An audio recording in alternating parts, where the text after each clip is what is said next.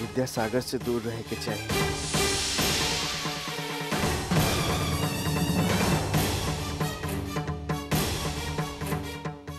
ताकि हम सागर के सामान पैक कर सकें।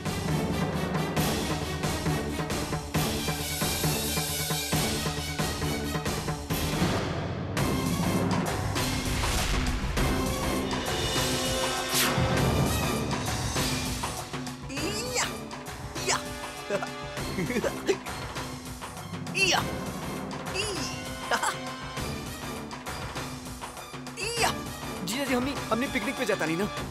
हमने जीजा जी हम पिकनिक पे जाता नहीं ना। पक्का प्रॉमिस प्रॉमिस बोली जोर से प्रॉमिस। Very good. आप लोग जाइए सब बहुत मजाक करब ना सब वहाँ पे। और सिंदूरा तुषार जरा सागर के तेन ओकरा कमरा में ले जा। अच्छा हमने जाइए ना पक्का। हमने जाता नहीं। हाँ अच्छा चलिए हमने के पैकिंग करे के मतलब चलिए। पीछे विद्या आइया। कुछ सुनाई ना देखे की जात रहे।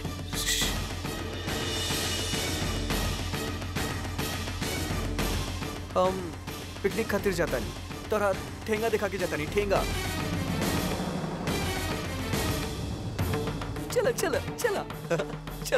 चल के पिकनिक पे चल जाए। विद्या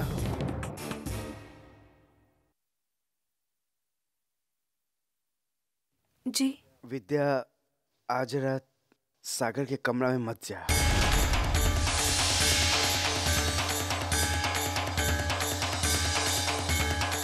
पता ना ओकरा का हो गया और तोके देखते ही ओकरा गुस्सा आ जाला।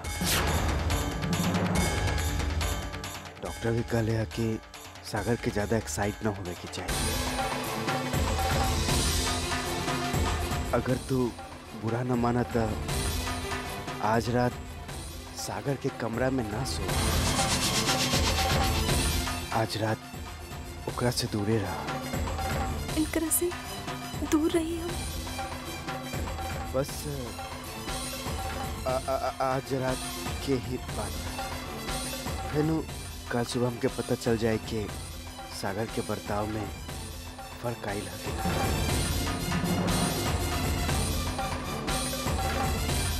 ठीक है आज रात हम पूजा वाला कमरा में रह लें।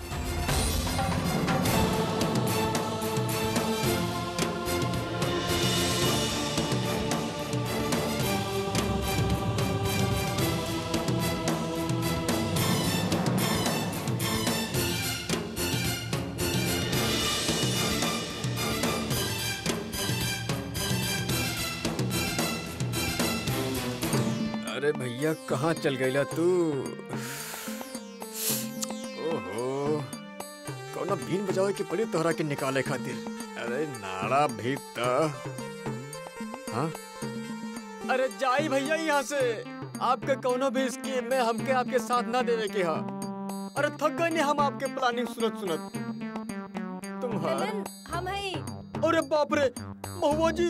अरे हमार पजामा।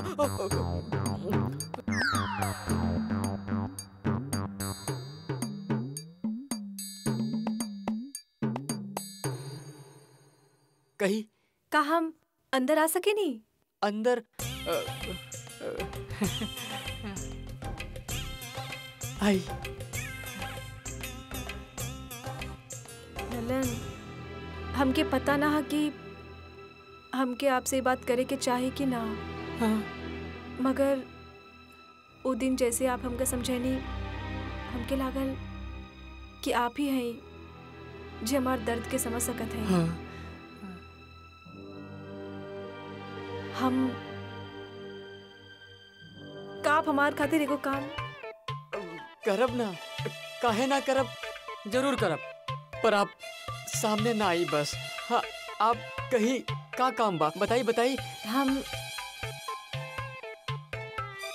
हम जानना चाहते हैं कि क्यों लड़की कह रहे जो कार्तिक के साथ वो दिन रेस्टोरेंट में रहे। आप हमार खातिर वो पता करब ना। हाँ काहे ना करब बस सामने मत ही आई। हाँ हमके बस यह पता करे कि हाँ कि वो दोनों के बीच में चक्कर का हा। हाँ। का आप हमार मदद करब? अरे आप भी कैसन बात करेली। हम आपकी मदद काहे ना करब, बिल्कुल मदद करब आपके। बस आप सामने मत आइए, हम आपकी मदद जरूर करब। आप बिल्कुल निश्चिंत हो जाइए। हाँ अच्छा हाँ हम इंतजार करब। हाँ हाँ हाँ हाँ।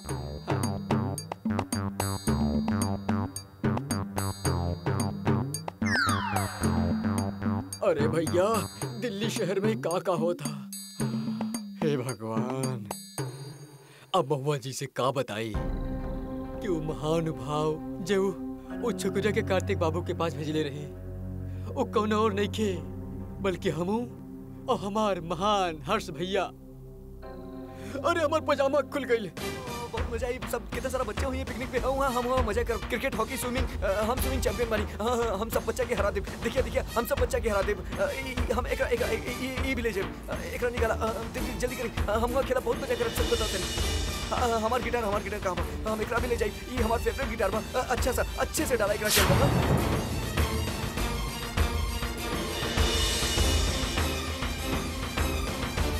वेफर, चॉकलेट सब डालता प्लीज। हमार ब्रशेस, हमार परफ्यूम्स सब निकाला प्लीज प्लीज प्लीज। सब कुछ जल्दी कर जल्दी अच्छी तरह से डाला प्लीज।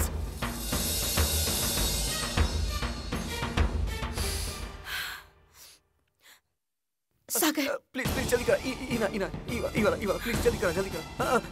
हम क्या अभी सॉक्स, जीन्स सब कुछ डाले के भाभी? सागर बहुत रात हो गई बेटा, सोचा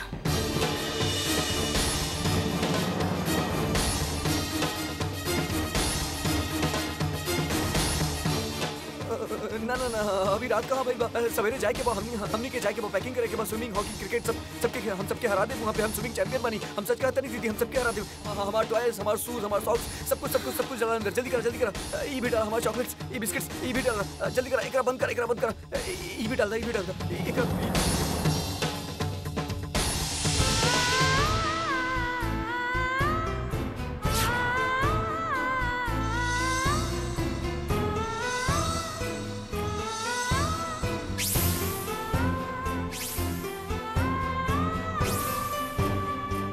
हर सवेरे जब हम उठब, हम सबसे पहले तहरा देखब, और रात के सूते के पहले हम तहरा देखे चाहत बानी।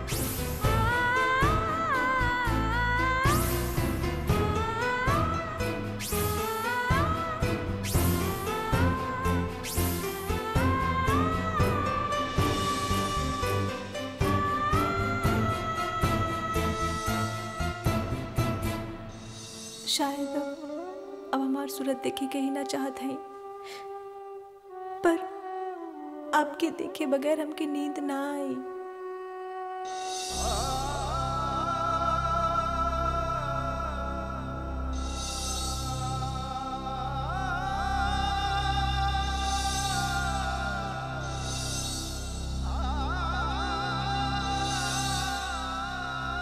पापा, हम हमेशा खातिर ये घर छोड़ के जाता है बहुत दूर, फिर हम कबो वापस ना आई, कबो ना। हमेशा कहत रहनी ना कि इंसान के अपन परिवार खातिर कुछ भी करे के चाहिए, कुछ भी।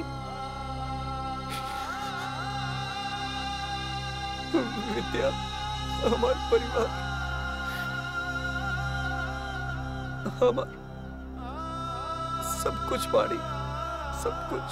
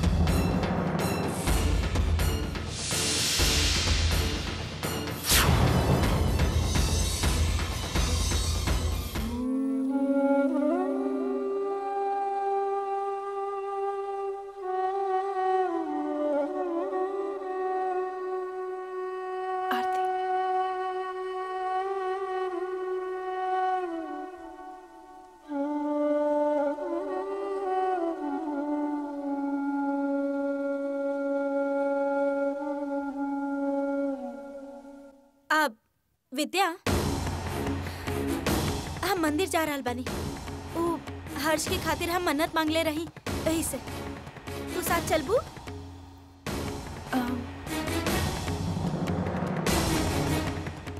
दीदी, हम सोचत रहने कि हम घर पे रहती तो ज्यादा अच्छा हुई।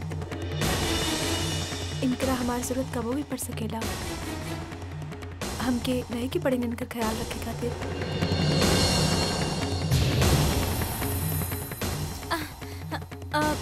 विद्या, मन्नत तो पूरा हो गई, पर मन्नत पूरा होला के बाद का कइल जाला हमरा के पता नहीं खे। अगर तू साथ चल तू ता अच्छा हो। खैर हमने जल्दी आ जाए विद्या, और तब तक सागर के ख्याल रखे खातिर दीदी और जीजा जी बाड़े हैं। हाँ विद्या, हम बानी ना, तू जा।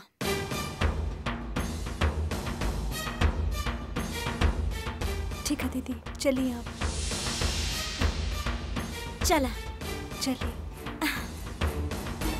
माँ, आप इनका ख्याल रखिए, हम दीदी के साथ मंदिर जा रहे हैं। ठीक है बेटा, और याद से प्रसाद जरूर चढ़ा दिया। जी माँ।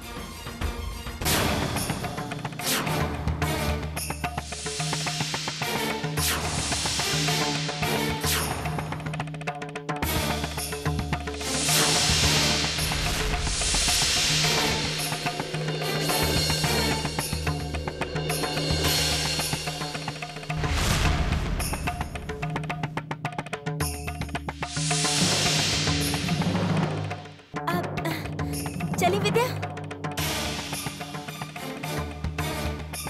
चला।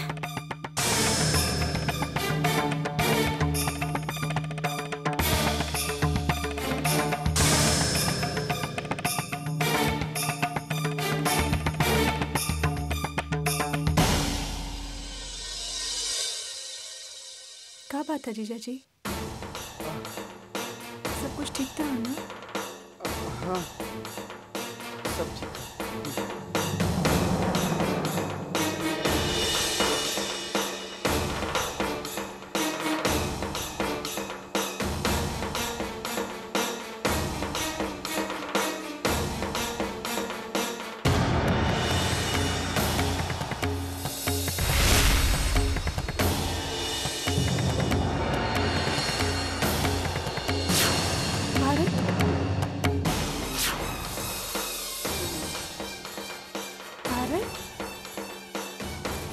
बेटा, यहाँ देखा हमारी तरफ। रो कह रहा लो आप? हाँ बोला, क्या हो गई?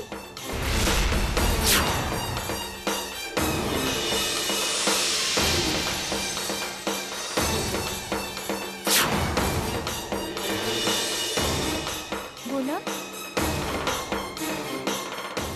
मामी,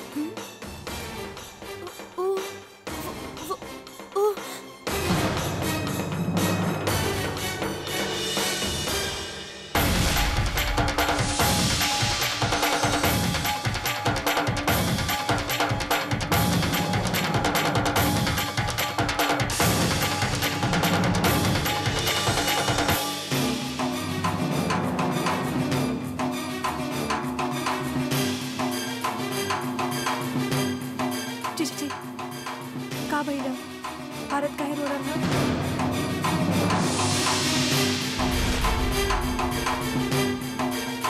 कुछ तो आप लोग हमें से छुपा रहा नहीं।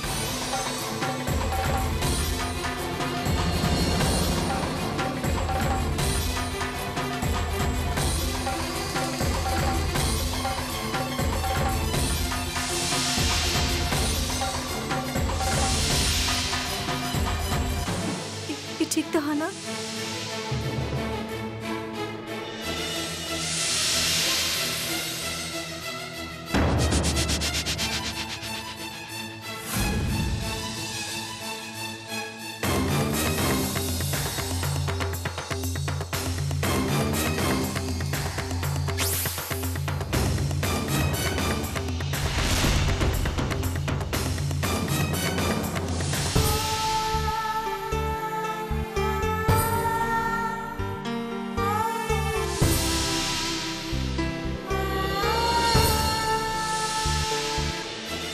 हमके नाश्ता चाहिए अभी। अभी चाहिए नाश्ता।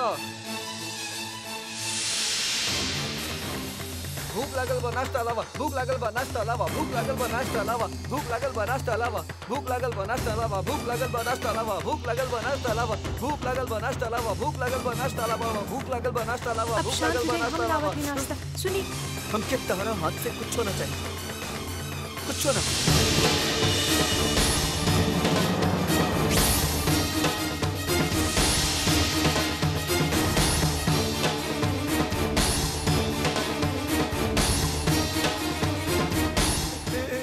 भूख लगल बा, हमके भूख लगल बा, हमके भूख लगल बा, हमके नाश्ता चाहिए, नाश्ता चाहिए, अभी चाहिए, अभी चाहिए, अभी चाहिए। दीदी आप हमके नाश्ता दी, हमके भूख लगल बा, हमके आप नाश्ता दी, आप नाश्ता दी, आप नाश्ता दी, हमके अभी दी, अभी दी, अभी दी। हमके नाश्ता चाहिए, अभी चाहिए, अभी चाहिए, अभी चाहिए, अभी चाहिए, हमके नाश्ता दी, आप हमके नाश्ता दी, हमके भूख लगल बा।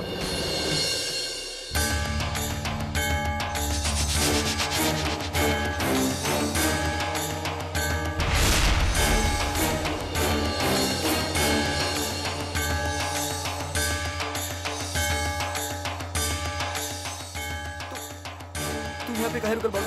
तू काहे रुकल बाड़ू? तू तो जात रहलू। तू काहे हमके आपकी घूरत काहे बाड़ू? घूरा मत, आग नीचे करा, घूरा मत, आग नीचे। घूरे के बाद अच्छा ठीक बा, घूरा ऐसे घूरा, ऐसे कर, घूरा अच्छा से घूरा, हमके छुआ मत। शांत हो जाइए। हम करी ना घूरे के कंपटीशन करे के बाद, घूरे के हाँ घूरे के कंपटीशन, ठीक है कर सागर प्रताप सिंह केहू से डरायला ना, घूरा छुआ मत, सिर्फ घूरा।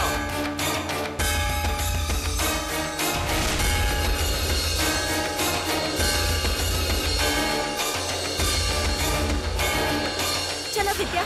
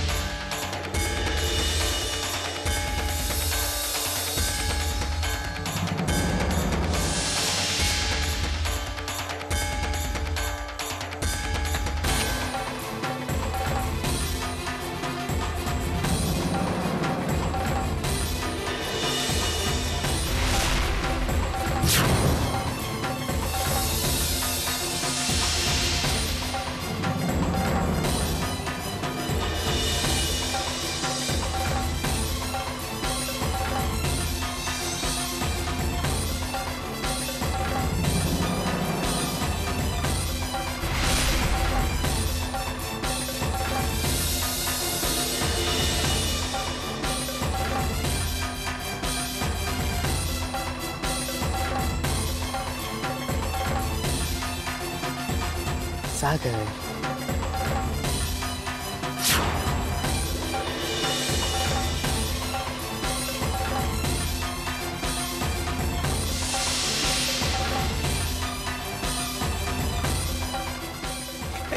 डॉक्टर अंकल आप आ गई नी। हम पैकिंग में सब कर ले बनी। हमने की कब जाए के बा बताई ना, कब जाए के बा बताई कब जाए के बा बताई ना। अभी जाए के है, अभी जाए के बा।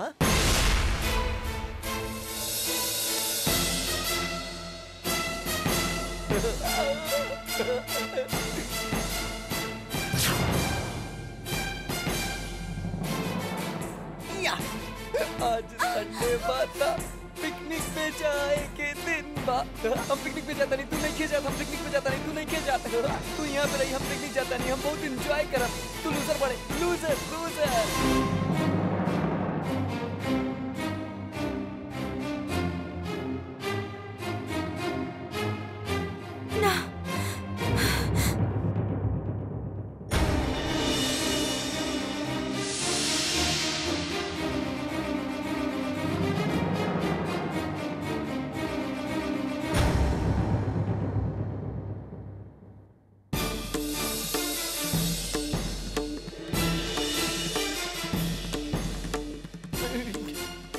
शालू देख देख देख देख देख देख देख देख पिकनिक पे जाई हमनी वहां दोनों खेलब। हाँ बहुत मजा आई। चला चला तू हमरा साथ चला चला चला चला पिकनिक पे हमरा साथ चला तू चला। हमरा के ना जाएगी मामा हमरा के लेके जाएगा। ये कैसे आ सकेली पिकनिक पर? ई ना सकेली तू चला तू चला हमरा साथ पिकनिक पे बहुत मजा आई। तू चला ना तू हमरा साथ चला। ए बूढ़ी आंटी तू चला ना बहुत मजा आई। चला चला चला तू हमरा साथ चला बहुत मजा आई पिकनिक पे बहुत मजा आई। हां चला चला कुछ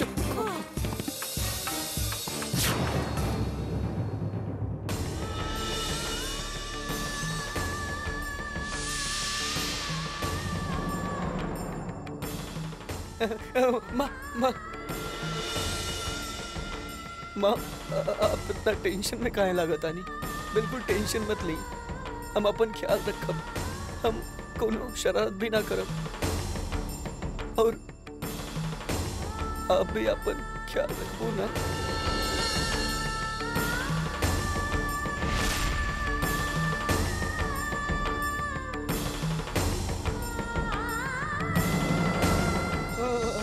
हमारा टोपी कैसे लगत बा? हम स्मार्ट लगा था नहीं ना? लगा था नहीं ना?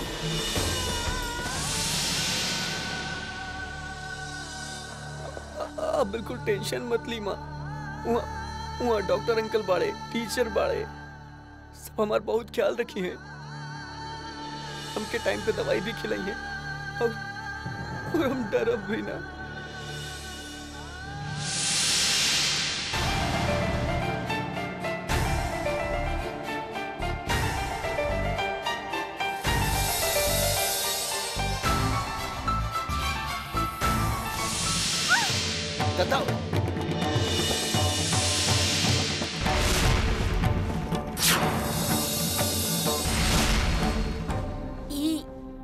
छोटा ठाकुर के का हो गइल? अरे कुछ ना, हेल्पर्स के देख के डर गइल होई।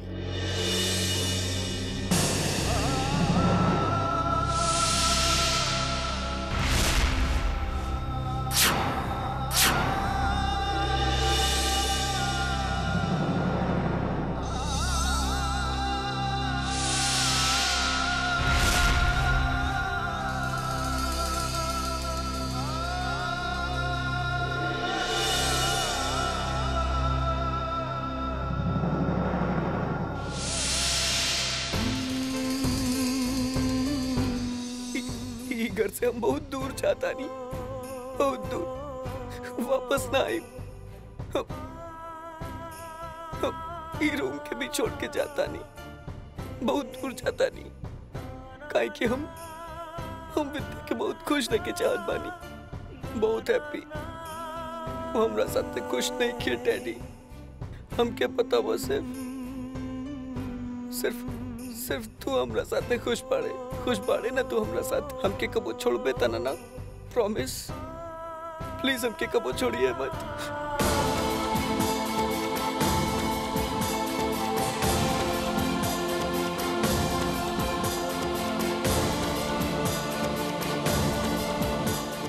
चल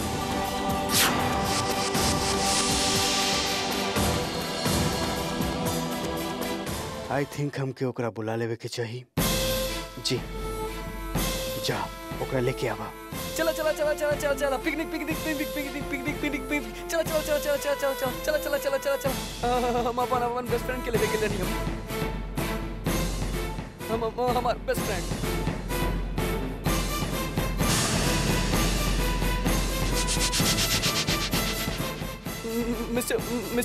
मिस्टर इंडिया कहाँ?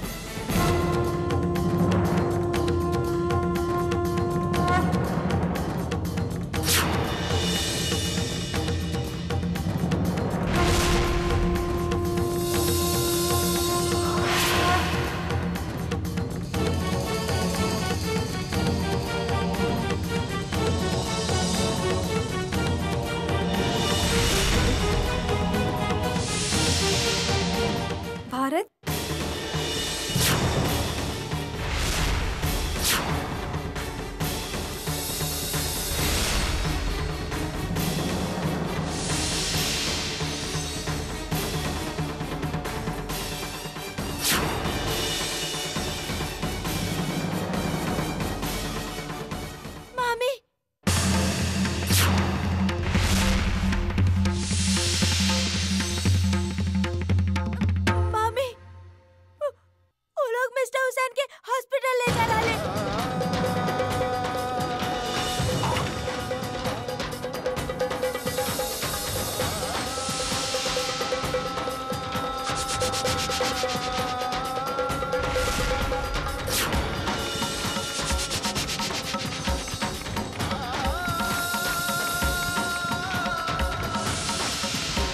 मिस्टर इंडिया कहाँ बा? वो शायद अपन कमरा में हुई। गुस्सा हो गई काहे कि हम ओकरा प्रेमिक में नहीं खेले जात ना, यही खातिर। लूजर, ओकरा से बोलिए कि हम जल्दी वापस हो जाए, फिर हमने बहुत खेलब। हाँ हमने खेलब। हाँ चल चल चल चल जल्दी कर दीदी, बाय।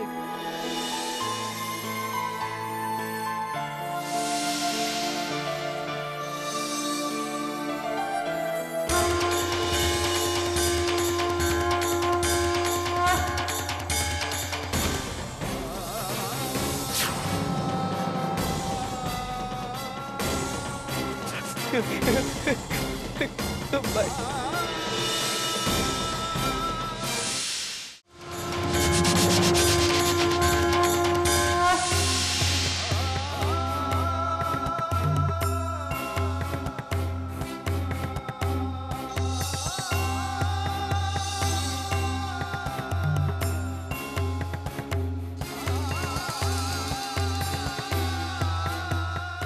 चला प्लीज प्लीज, चला जल्दी कर, चल bye bye bye bye bye bye bye bye, चला जल्दी कर प्लीज प्लीज, जल्दी कर, चला बाय बाय बाय बाय, चला जल्दी कर, bye bye bye.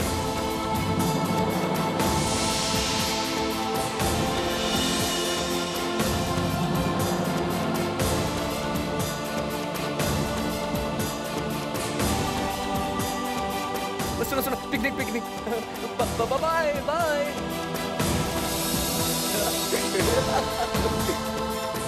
Bye bye bye bye bye bye by.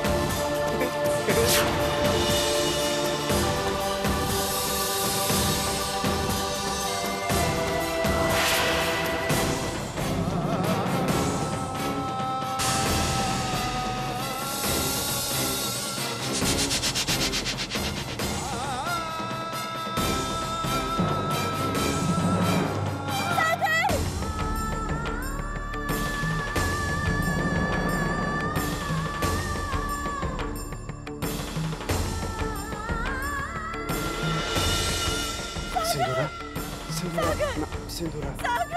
संभाल अपना, सिंदूरा हाँ हाँ हाँ सिंदूरा संभाला,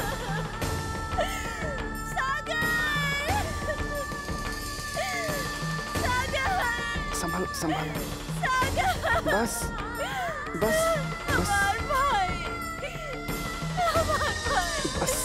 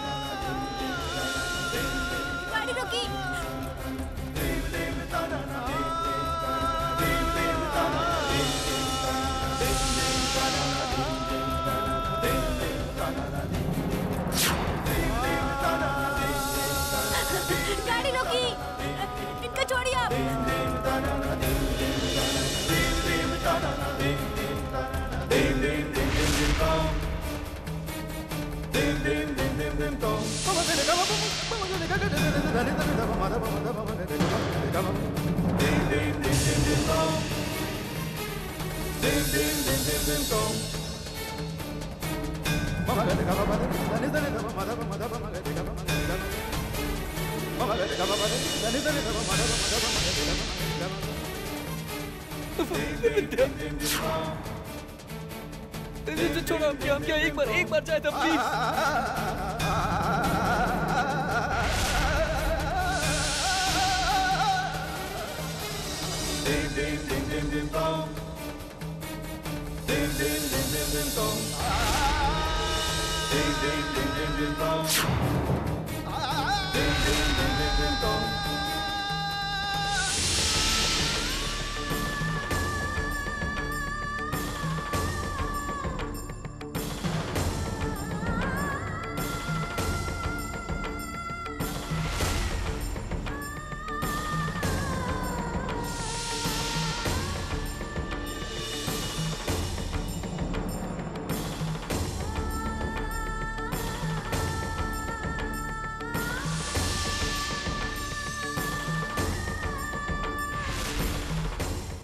आप सब हमसे झूठ कहानी झूठ कहा कि आप हमके मंदिर भेजनी ताकि आप इनका अस्पताल भेज सकी। माँ, काहे के नहीं आप सब लोग ऐसा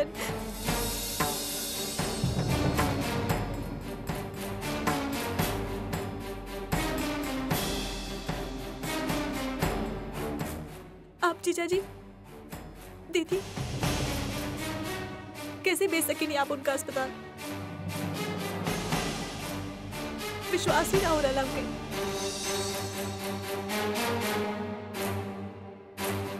यकीन ही ना हो रहा कि आप लोग हमारे साथ में ऐसा कर सके नहीं।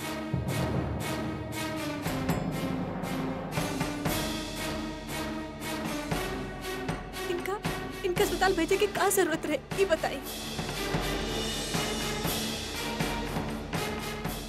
इनकर घर में रह के इलाज काहे ना हो सकत रहे? हम रहनी यहाँ इनकर ख्याल रखे खातिर, हर पल इनकरा पर नजर रखे खातिर हम रहनी। तो फिर काहे आप लोगों ने इनका अस्पताल भेज देनी?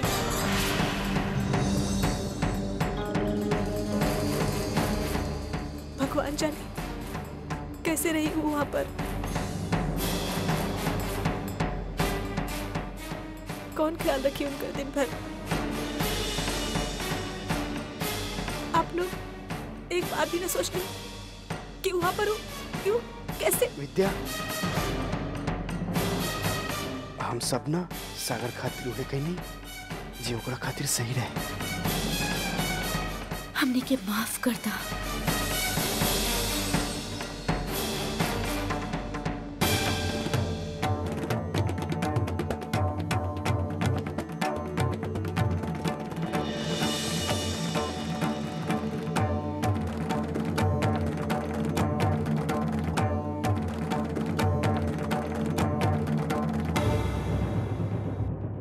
माफ कर दा विद्या,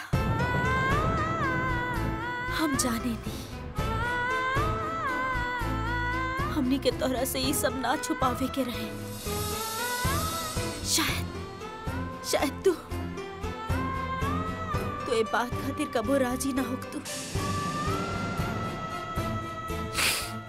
विद्या, हमार भाई के यहाँ से जायल जरूरी रहे। डॉक्टर कहले कि ओकरा अस्पताल में रहे के चाहिए हुई, यहाँ हमनी के घर में ना रह सकेला। ओकर ठीक होके के ये बस आखिरी उम्मीद बा हमनी के पास विद्या, आखिरी उम्मीद।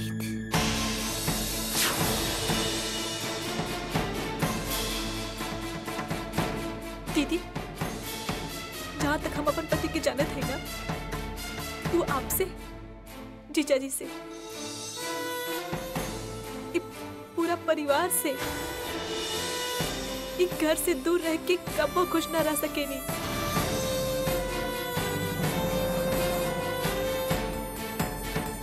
हम कहरल बानी आपसे, आप लोग गलती कहीं नहीं। हम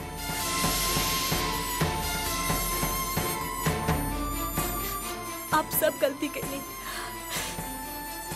बहुत बड़ गलती।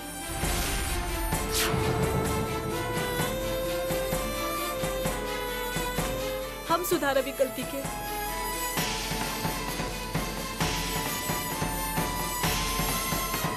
हम सुधारब एकरा।